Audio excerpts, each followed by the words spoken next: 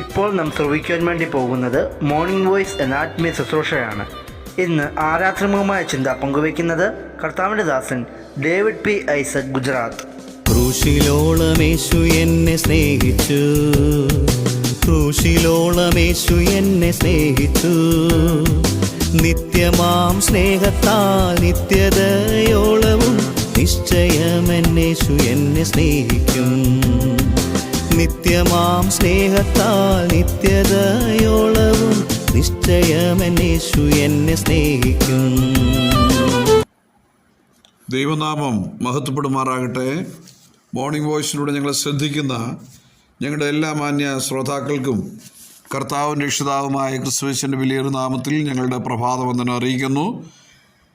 ഇന്ന് രാവിലെ ലോകത്തിൻ്റെ വിവിധ ഭാഗങ്ങളിലുള്ള വിശുദ്ധന്മാർ കർത്താവിനെ ഓർക്കുകയും ഓർത്ത് ആരാധിക്കുകയും ചെയ്യുന്നതായ ഈ സമയത്തിൽ നിങ്ങളോട് ചേർന്ന് ചില ചിന്തകൾ വിശുദ്ധ തിരുവെഴുത്തിൽ നിന്ന് ഒന്നിച്ച് ധ്യാനിക്കാമെന്ന് ആഗ്രഹിക്കുകയാണ്. പുറപ്പാട് പുസ്തകം 14-ാം അധ്യായം ഇസ്രായേൽ ജനം ചെങ്കടലിൽക്കൽ വരികയും ചെങ്കടൽ അവർക്കായി വേർപിരിയുന്നതായ സനാതനമായ സത്യമാണ്. ഇവിടെ നമുക്ക് കാണാൻ കഴിയുന്നത് രാത്രി മുഴുവനും 20-ാമത്തെ വാക്യം, അതായത് പുറപ്പാട് പുസ്തകം 14-ാം അധ്യായത്തിൽ 20-ാമത്തെ വാക്യം, രാത്രി മുഴുവനും മിസ്രൈമ്യരുടെ സൈന്യവും ഇസ്രായേലിയുടെ സൈന്യവും തമ്മിൽ അടുക്കത്തക്കവണ്ണം അത് അവയുടെ മധ്യേ വന്നു. അവർക്ക് മേഘവും അന്ധകാരവും ആയിരുന്നു, ഇവർക്കോ രാത്രിയെ പ്രകാശമാക്കി കൊടുത്തു. മോശ കടലിന്മേൽ കൈനീട്ടി, യഹോവ അന്ന് രാത്രി മുഴുവനും മഹാശക്തിയുള്ള ഒരു കിഴക്കൻ കാറ്റ് കൊണ്ട് കടലിനെ പിൻവാങ്ങിച്ചു, ഉണങ്ങിയ നിലമാക്കി. അങ്ങനെ വെള്ളം തമ്മിൽ വേർപിരിഞ്ഞു. പ്രിയപ്പെട്ടവരെ, നമ്മളിന്ന് ഈ രാവിലെ വായിച്ച വേദഭാഗം നമുക്കെല്ലാവർക്കും വളരെ സുപരിചിതമായ വേദഭാഗമാണ്. ഇസ്രായേലിനും മഹാസന്തോഷത്തോടും അതുപോലെ വിജയ അട്ടഹാസത്തോടും കൂടിയാണ്, വളരെ പ്രതീക്ഷയോടുകൂടിയാണ് അവർ മിസ്രൈമിൽ നിന്നും യാത്ര പുറപ്പെടുകയും അവരെ അതിൽ വഴി കാണിച്ച് മുമ്പോട്ട് പോവുകയും ചെയ്യുന്നു. എന്നാൽ അവരുടെ പ്രതീക്ഷകളെല്ലാം തകർക്കുകയും നിരാശപ്പെടുത്തുകയും ചെയ്യത്തക്കവണ്ണം എന്ത് ചെയ്തു? വഴി തടഞ്ഞുകൊണ്ട് ചെങ്കടൽ അവർക്ക് മുൻപിൽ കിടക്കുകയാണ്. പിന്നിലേക്ക് നോക്കിയപ്പോൾ ഫറവോനും സൈന്യവും അവരെ പിടിക്കാനായിട്ട് അടുത്തു വരുന്നു. നിമിഷ നേരത്തിനിടയിൽ അവർ നിരാശരായി.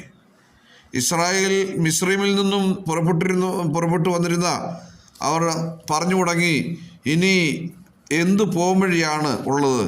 കാരണം ഈ ചെങ്കടലിൽ എങ്ങനെ കടക്കും? ഒരു വലിയ വൈതരണിയിലേക്ക് വന്നിരിക്കുകയാണ്. ക്രിസ്തീയ യാത്രയുടെ പ്രാരംഭത്തിൽ അതുപോലെ തന്നെ നാം പ്രതീക്ഷിക്കാത്ത പ്രശ്നങ്ങൾ നേരിട്ടു എന്ന് വരാം. യാത്ര തിരിക്കണ്ടായിരുന്നു എന്ന് പറഞ്ഞ് അത് നമ്മൾ കരഞ്ഞവരുണ്ടായേക്കാം. നാട്ടിൽ ഏറ്റവും ഉപദ്രവകാരിയായി ജീവിച്ച ഒരു മനുഷ്യൻ രക്ഷിക്കപ്പെട്ട് സ്നാനമേറ്റ് സ്വന്തം ഭവനത്തിലേക്ക് ചെന്നപ്പോൾ വിവരം അറിഞ്ഞ തൻ്റെ അമ്മ കോവിഷനായി ഒരു തുടുപ്പ് എടുത്ത് 10-12 അടി മകന് കൊടുത്തു. എല്ലാറ്റിനും മകൻ സ്തോത്രം പറയുകയാണ് ഉണ്ടായത്. കാറ്റ് നമുക്ക് അനുകൂലമായും ചിലപ്പോൾ പ്രതികൂലമായും അടിച്ചുവെന്ന് വരാം. ചുറ്റുപാടുകൾ പ്രതികൂലമാണെന്ന് കാണുമ്പോൾ നിരാശപ്പെട്ട് പോകുന്നതല്ല ക്രിസ്തീയ ജീവിതം എന്ന് പറയുന്നത്. നമുക്കറിയാം, യോസേഫ് ഇപ്പോഴില്ല, ശിമോൻ ഇല്ല, ബെന്യാമിനെയും നിങ്ങൾ കൊണ്ടുപോകും, സകലവും എനിക്ക് പ്രതികൂലമാകുമെന്ന് യാക്കോബ് ഒരിക്കൽ പറയുണ്ടായി. ഉൽപ്പത്തി 42-36 വാക്യം എന്ന് യാക്കോബ് ഒരിക്കൽ വിലപിക്കുകയാണ്. എന്നാൽ ആത്മീയ കാഴ്ച ഇല്ലാതായാൽ നാമും ഈ വിധം വിലപിച്ചൊന്നു വരാം. യോസേഫ് ഉണ്ട് എന്ന് മാത്രമല്ല, അവൻ മിസ്രൈമിന് ആരാണ്? അധിപതിയും കൂടെയാണ്. ശിമോനും ഉണ്ട്, ബെന്യാമിനും നഷ്ടമായില്ല. സകലവും തനിക്ക് അനുകൂലമാണെന്ന് അറിയാൻ യാക്കോബിന് കുറേ കാലം വേണ്ടി വന്നു. ദൈവത്തെ സ്നേഹിക്കുന്നവർക്ക്, നിർണയപ്രകാരം വിളിക്കപ്പെടുന്നവർക്ക് തന്നെ സകലവും നന്മയ്ക്കായിട്ട് കൂടി വ്യാപരിക്കുന്നത് റോമർ 8:28 നമ്മൾ വായിക്കുന്നുണ്ട്. ഇന്ന് ദൈവം നമുക്ക് നമ്മുടെ ജീവിതത്തിൽ സംഭവിക്കുന്ന എല്ലാം നന്മയ്ക്ക് നന്മയല്ല പിന്നെയോ, എന്നാൽ എല്ലാം ദൈവം നന്മയ്ക്കായി തീർക്കും എന്നാണ് ഇതിനർത്ഥം. പരീക്ഷ സഹിക്കുന്ന മനുഷ്യൻ ഭാഗ്യവാനാണ് എന്ന് കാരണം തിരുവഴുത്തിൽ നമുക്ക് കാണാണ്ട് കഴിയും. പ്രിയപ്പെട്ടവരെ, പരീക്ഷ ക്ലാസ് കയറ്റത്തിന് അത്യാവശ്യമാണ്. നാം പഠിക്കുന്ന പാഠങ്ങൾക്ക് പരീക്ഷയും അതുകൊണ്ട് അടുത്ത് തന്നെ പ്രതീക്ഷിക്കാം. അപ്പോൾ നമ്മുടെ ഓരോ ക്ലാസ്സുകളും അല്ലെങ്കിൽ നമ്മുടെ ജീവിതത്തിൽ ഓരോരോ പരീക്ഷകളും വരുമ്പോൾ നാം പ്രതീക്ഷിക്കുകയാണ് അടുത്തൊരു ക്ലാസ് കയറ്റം, ഇല്ലേ? തീർച്ചയായിട്ടും നമുക്ക് ലഭിക്കും. ഇസ്രായേൽ മുറവിളി കൂട്ടുമ്പോൾ മോശ എന്ത് ചെയ്തു? ദൈവത്തോട് കരയുകയാണ്, മുമ്പോട്ട് പോവുക. പുറപ്പാട് 14:15 വാക്യം എന്നാണ് ദൈവം കൽപ്പിക്കുന്നത്. പക്ഷേ എങ്ങനെ മുൻപോട്ട് പോകും? മുമ്പിൽ ചെങ്കടൽ കിടക്കുന്നതൊന്നും അതെ ദൈവം കാണുന്നില്ലയോ എന്ന് പോലും അവർ ചിന്തിച്ച് കാണും. ദൈവം തമ്പുരാൻ എൻ്റെ പ്രശ്നങ്ങളൊക്കെ കാണുകയും അറിയുകയും ചെയ്യുന്നില്ലേ എന്ന് എത്രയോ വട്ടം ചിന്തിച്ചിട്ടുള്ളവരായിരിക്കാം നാം. ഉറച്ചു നിൽക്കണം, മുൻപോട്ട് പോകണം എന്ന് പറയുന്നത് ദൈവമാണെങ്കിൽ നാം അതുപോലെ തന്നെ അനുസരിക്കേണ്ടതാണ്. അവൻ കൽപ്പിക്കുന്നവൻ മാത്രമല്ല, വഴിയുണ്ടാക്കുന്നവനുമാണ്. യഹോവ ഇന്ന് നിങ്ങൾക്ക് ചെയ്യുവാൻ പോകുന്ന വലിയ രക്ഷ കണ്ടുകൊള്ളുവിൻ എന്ന് മോശ ജനത്തോട് പറഞ്ഞു.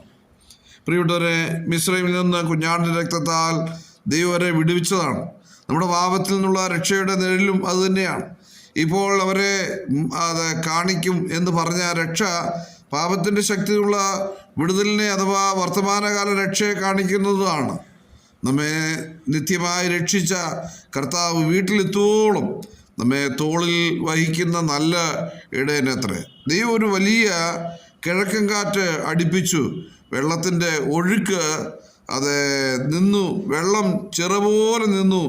അവർക്ക് കടന്നു പോകേണ്ട മാർഗം ഉണങ്ങിയ നിലമായിരുന്നു. വെള്ളം മുമ്പ് അവിടെ സ്പർശിച്ചിട്ടില്ല പോലുമില്ല എന്ന് തോന്നിയത്തക്ക വിധത്തിൽ ഒത്ര ഉണങ്ങി, നല്ല ഉണങ്ങിയ നിലത്തൂടെയാണ് അവരെ കടത്തിവിട്ടത്. കർത്താവ് നമ്മുടെ പ്രശ്നങ്ങൾക്ക് പരിഹാരം ഉണ്ടാക്കുന്നവനാണ് എന്നുള്ള കാര്യം നമ്മൾ ഓർത്തിരിക്കണം. കാറ്റുകളെ തൻ്റെ ദൂതന്മാരും അഗ്നിജ്വാലയെ തൻ്റെ ശുശ്രൂഷന്മാരും ആക്കുന്നവനാണ് ദൈവം. ചന്ദ്രേക്ക്, മേശയ്ക്ക്, അബേദ്നെഗോ എന്നിവരെ രാജാവ് തീച്ചുള ഇട്ടെങ്കിലും മണം പോലും ഏശാതെ ആണ് അവർ തീയിൽ നിന്ന് പുറപ്പെട്ടു വന്നത്. പ്രിയപ്പെട്ടവരെ, അതേസമയം അവരെ തീയിലിട്ട ആ ബലവാന്മാരെ എന്ത് ചെയ്തു? ആ അഗ്നിയുടെ ജ്വാല ദഹിപ്പിച്ചു എന്ന് വായിക്കുന്നു. ദാനിയേൽ 3:27. കർത്താവ് ഗലീല കടലിനെ ശാസിച്ചപ്പോൾ വലിയ ശാന്തതയുണ്ടായി എന്ന് കാണുന്നു. സാധാരണ തിരമാലകൾ പോലും അടങ്ങിപ്പോയി എന്ന് സാരം. അശ്ശൂർ രാജാവിൻ്റെ ഭീഷണി നിറഞ്ഞ് കാലത്ത് ഹിസ്കിയാ രാജാവ് ദേവസനിൽ വിടർത്തി വായിച്ചതുപോലെ 2 രാജ 19:14 നമ്മുടെ മുമ്പിലുള്ള ചെങ്കടലുകൾ കർത്താവിൻ്റെ മുമ്പിൽ തന്നെ നമുക്ക് വയ്ക്കാം. വിശ്വാസത്താൽ എന്ത് ചെയ്തു? അവർ ചെങ്കടൽ കടന്നു എന്ന് വായിക്കുന്നു. അത് മിസ്രൈമ്യർ ചെയ്യുവാൻ വിചാരിച്ചെങ്കിലും സാധിച്ചില്ല. ദൈവം വഴിയുണ്ടാക്കിയാലും അതിലെ പോകുവാൻ എന്ത് ചെയ്തു? വിശ്വാസം വേണം. കാരണം വെള്ളം ചെറുപോലെ അവർക്ക് ചുറ്റും നിൽക്കുകയാണ്. അത് നമ്മെ മൂടിക്കളയുമോ എന്ന് അവർ ഭയപ്പെട്ടു പോയി. സങ്കീർത്തനം 124:45. നമ്മുടെ കർത്താവ് മരണത്തിൻ്റെ വെള്ളത്തിന്മേൽ ഇറങ്ങി ഒരു ഉണങ്ങിയ വഴി ഉണ്ടാക്കിയിരിക്കുന്നു. അത് വിശ്വാസത്താൽ നാം അംഗീകരിക്കണം. പെരുവെള്ളം കവിഞ്ഞ് വന്നാൽ അത് അവൻ്റെ അടുക്കലോളം എത്തുകയില്ല. 32 സങ്കീർത്തനം 6 എന്ന് ദാവീദിനെ പോലെ നമുക്ക് പറയാം. അതുകൊണ്ട് ഇപ്പോൾ ക്രിസ്തു യേശു ഉള്ളവർക്ക് ഒരു ശിക്ഷാവിധിയുമില്ല. ഈ രാവിലെ സമയം നാം കേട്ട ആലോചന മുമ്പാകെ നമ്മെ തന്നെ സമർപ്പിക്കാം. പ്രതികൂലങ്ങൾ ഒന്നൊന്നായിട്ട് വന്നെന്നിരിക്കാം, എന്നാൽ ആ പ്രതികൂലങ്ങളൊക്കെ ദൈവസ്ഥലിൽ സമർപ്പിച്ച് മുമ്പോട്ട് നീങ്ങുവാൻ കർത്താവ് നമ്മെ സഹായിക്കട്ടെ. ചെങ്കടൽ പോലുള്ള വലിയ പ്രശ്നങ്ങൾ കർത്താവ് മാറ്റിത്തരുവാൻ ശക്തനാണ്. ആ കർത്താവിൽ വിശ്വാസം സമർപ്പിച്ച് കർത്താവിനെ നമുക്ക് മഹത്വപ്പെടുത്തിയും ആരാധിച്ചും മുമ്പോട്ട് പോകാൻ കർത്താവ് സഹായിക്കട്ടെ. ഈ വചനങ്ങളെ കൊണ്ട് നമുക്ക് അന്യോന്യം ആശ്വസിപ്പിക്കാം.